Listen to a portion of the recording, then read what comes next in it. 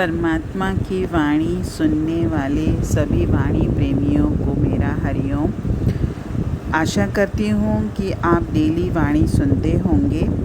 अगर आपको वाणी में आनंद आता है तो इस चैनल को सब्सक्राइब, लाइक और शेयर ज़रूर करिएगा ताकि औरों को भी वाणी का आनंद मिल सके। आज की वाणी मनुष्य जन्म की सार्थकता के ऊपर है और एक बहुत सुंदर दृष्टांत के साथ है कि परमात्मा ने हमको मनुष्य जन्म क्यों दिया है और हम कितना इस जन्म को सार्थक करते हैं। एक छोटा सा सुंदर सा दृष्टांत है। एक संत थे, वे एक दरबार में प्रमुख दरबारी के पद पर थे। संत तो थे ही, लेकिन दरबार में जैसे राजा के दरबार में बहुत सारे अच्छे लोगों को खास दरबारी बनाया जाता है, तो ये भी एक खास दरबारी थे। बड़ी शान शौकत में रहते थे क्योंकि राजा के दरबार के प्रमुख दरबारी थे, तो ठाट बाट शान शौकत बहुत था उनके जीवन में। पर उनका मन शान शौकत, ठाट बाट या राजसी कार्य में जो भी वो इन्वॉल्व रहते थे, उनका मन नहीं लगता था। एक बार राजा के दरबार में राजा ने प्रसन्न होकर अपने सारे दरबारियों को बहुत ही सुंदर और कीमती पोशाक उपहार में दी। पोशाक यानी ड्रेस, चोला जो भी कहिए। तो सारे दरबारी बहुत प्रसन्न हुए और सबने बोला बहुत ही सुंदर और कीमती है। तो सभी दरबारियों ने लिया और राजा ने सबसे कहा कि इस पोशाक को सब ज़रूर पहनिएगा। तो सारे दरबारी अपना अपना उपहार लेके चले गए।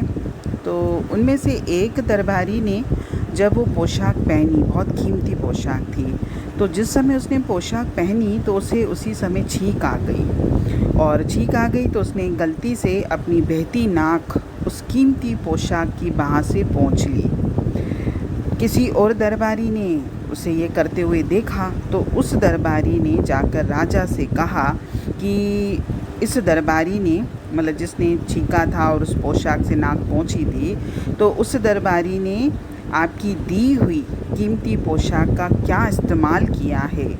राजा को ये सुनकर बहुत गुस्सा आया।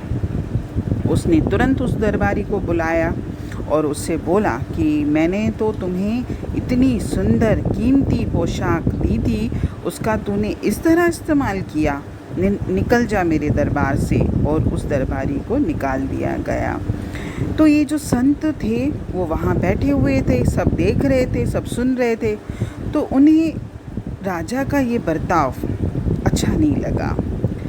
उनमें आत्म जागृति उत्पन्न हो गई। वो थे तो संत ही, ईश्वर से जुड़े हुए थे, ये तो ठीक है, जो उनका चल रहा था तन के हिसाब से या जो उनको पद था उनके पास, उस हिसाब से वो दरबार में आते थे, लेकिन उनका मन तो प्रभु में ही रमा हुआ था। तो उस समय जब उनके अंतर में ये बात उठी, वो सोचने लगे कि परमात्मा तो शाहों का शाह है, उसने मुझे ये मानव शरीर रूपी कीमती पोशाक दी है, तब मैंने इतने वर्षों में इसका क्या उपयोग किया है। अगर परमपिता परमात्मा मुझसे पूछेगा कि मैंने तुझे ये कीमती शरीर दिया था, तूने उसका क्या उपयोग किया, तो मैं क्या जवाब दूंगा। और ये सोचते सोचते उसी क्षण उन्होंने निर्णय लिया और राजा के दरबार की नौकरी को त्याग दिया और फ़कीरी अपना बैठे। बस वो तो, उनका मन तो वैसे ही रमा हुआ था प्रभु में, और उन्होंने अपना बाकी का जीवन अच्छे कार्यों में, प्रभु की भक्ति में, दूसरों को सही दिशा दिखाने में, मार्गदर्शन करने में, ज्ञान में ही उन्होंने अपना पूरा जीवन व्यतीत किया। इस दृष्टांत का सारी ये है कि परमात्मा ने हमको ये मनुष्य जन्म, ये अनमोल चोला जो 84 लाख योनियों में भटकने के बाद हमको मिला है, और एक मनुष्य जन्म ही है जिसमें हम उस परमात्मा को प्राप्त कर सकते हैं। एक मनुष्य जन्म ही है जो हम अच्छे कार्य कर सकते हैं। तो जब हमारे मन में वास्तव में जागरण होता है, हमारी आत्मा जागृत होती है, तो हमको ये अनुभव होता है कि मेरा ये शरीर, मेरा ये तन परमात्मा का मंदिर है। ये जो चोला परमात्मा ने मुझे दिया है, इसे मुझे गंदा नहीं करना है। और गंदा हम कैसे कर रहे हैं? गंदे विचारों से, ईर्ष्या से, द्वेष से, तेरे मेरे से, अहंकार से, क्रोध से, इच्छाओं से, लोभ से, लालच से।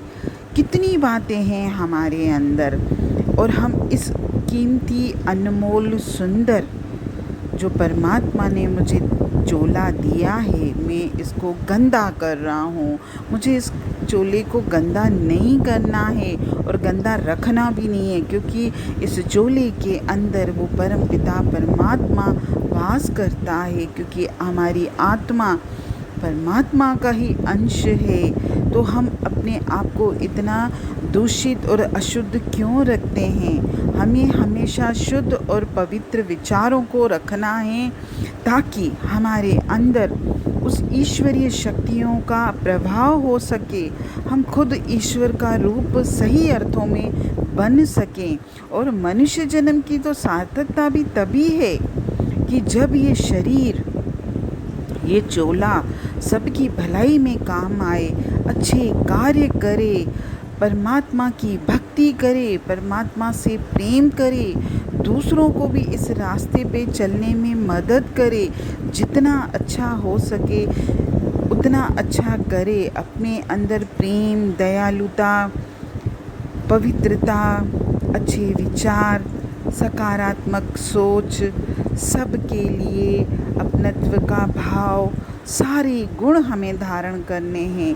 तभी तो हमारा मनुष्य जन्म सार्थक होगा। हरि ओम।